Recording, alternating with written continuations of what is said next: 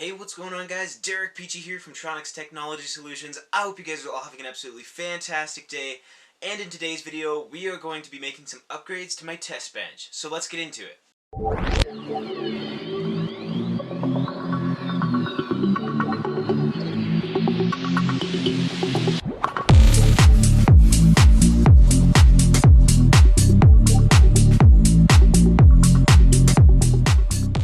So the upgrade we're going to be making today is upgrading the actual motherboard of the test bench itself.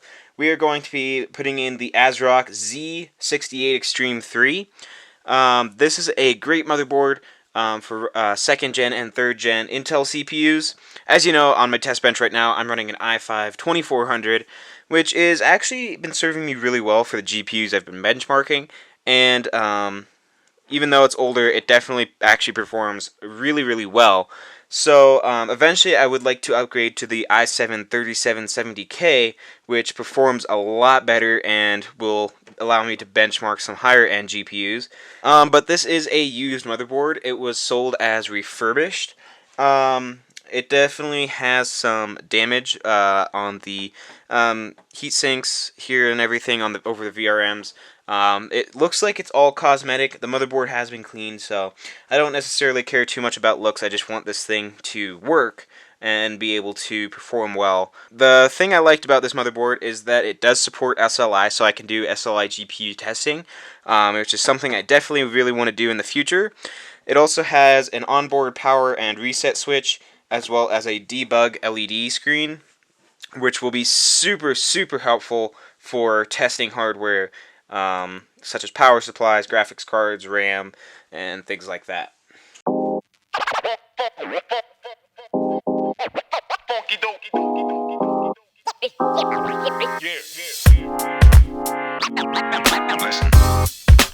So this is my test bench now. It has, like I said earlier, the i5 2400, 16 gigs of DDR3 in quad channel, and then we've got a basic Intel motherboard on here, which is what I'll be upgrading in this video.